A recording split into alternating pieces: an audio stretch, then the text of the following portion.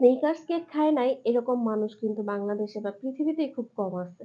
এই চকোলেটটা কিন্তু আপনারা সবাই কম বেশি জানেন যে এই চকোলেটটার ভেতরে ক্যারামেল থাকে, পিনাটস এর একটা পোরশন থাকে এবং এই চকোলেটটা কিন্তু খুবই মজা। তো আজকে আমি স্নিকার্স কেক বানাবো এবং স্নিকার্স কেকের জন্য ১ম এই যে লেয়ারটা লাগবে সেটা হচ্ছে ক্যারামেল একটা লেয়ার যেটার ভিতরে পিনাটস এর একটা পোরশন থাকবে।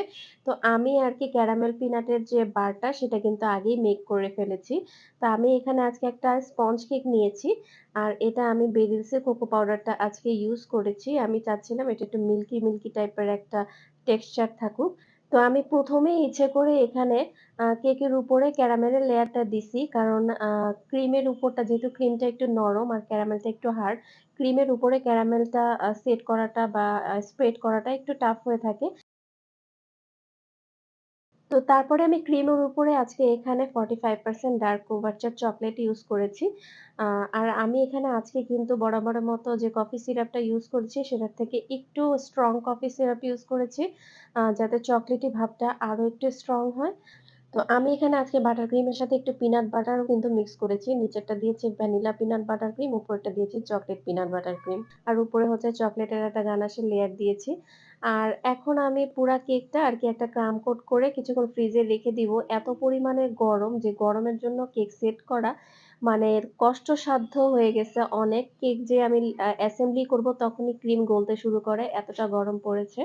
তো এখন আমার কেক সেট করা শেষ। আমি এখন ভ্যানিলা বাটার ক্রিম দিয়ে উপরটা সুন্দর করে একটা কোটিং করে নিয়েছি।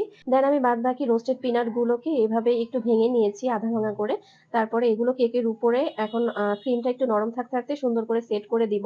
এভাবেই আমি সেট করে এটাকে সুন্দর করে ফ্রিজিং করে ফেলবো একদম ওভারনাইট যাতে এটার উপর থেকে আমার গানাশ দিতে সুবিধা হয়। তো বাদাম দিয়ে যে রাস্টিক ডিজাইনটা আমি দিতে চেয়েছিলাম সেটা obviously আমার মানে মন মতো হয় নাই 100%। পরবর্তীতে মনে হচ্ছিল যে গানাশের সাথে বাদামটা আসলে দিয়ে দিলে বোধহয় ভালো হতো। তো সেক্ষেত্রে আমার গানাশের পরিমাণটা অনেকখানি লাগতো এবং গানাশটা অনেকখানি ওয়েস্ট হতো। এটাই হচ্ছে গিয়ে এটার ড্রব্যাকস। তো এরপরে আমি সুন্দর করে আরকি গানাশটা এপ্লাই করে দিচ্ছিলাম। যেহেতু এটা খুবই এবড়ো-খেবড়ো একটা অবস্থা। গানাশটা ঠিকমতো লাগবে না। একটু সেট করতে সমস্যা হয়। কিন্তু এটাই হচ্ছে গিয়ে এটার ডিজাইন। গানাশের ফাঁকে বাদামগুলো একটু দেখা যাবে। তো আমি উপর থেকে একটু মানে ডিজাইন করে নিচ্ছি। যেহেতু এটা একদম বেসিক একটা ডিজাইন হবে। আমি এই যে রাস্টিক যে ডিজাইনটা এটাই হচ্ছে গিয়ে এটার মেইন ডিজাইন। এখানে আমি এক্সট্রা কোনো ডিজাইন দিব না। আমি জাস্ট চকোলেট দিয়ে একটু আ ডেকোরেট করেছি। আর হচ্ছে গিয়ে ২ টো হ্যাজেলনাট দিয়েছি আর ২ টো ফন্ডেন্টার ফ্লাওয়ার দিয়েছি। দ্যাটস ইট আর কিছু করি নাই। জাস্ট আমি এই যে এটার বেসিক যে ডিজাইনটা এই ডিজাইনটাই রাখতে চেয়েছিলাম। তো এই হচ্ছে গিয়ে আজকে আমার স্নিকার্স কেক। এই কেকটা যে কি পরিমাণে মজা যারা স্নিকার্স চকোলেট খেয়ে থাকেন বা যাদের পছন্দ তারা জানেন যে এই আ চকোলেটটা কি পরিমাণে মজা এবং এই কেকটা কি পরিমাণে মজা হতে পারে। যেহেতু এটা কাস্টমারের বাসায় গেছে এজন্য আমি এটার ভেতরের ছবি নিতে পারিনি। তবে ইন্টারনেট থেকে আমি একটা ছবি নামিয়ে রেখেছি। এগুলোর ভেতরের লেয়ারটা ঠিক কি পরিমাণে ইয়াম্মি হয় জাস্ট একটু দেখেন আপনারা। তো এই হচ্ছে গিয়ে আজকে আমার ছোট্ট একটা কেকের ভ্লগ। তো আমাদের এই নিত্য নতুন এক্সপেরিমেন্টাল নতুন ফ্লেভারের কেকগুলো যদি আপনাদের দেখতে ভালো লেগে থাকে অবশ্যই পেজে লাইক, কমেন্ট, শেয়ার দিয়ে আমাদের সাথেই থাকবেন।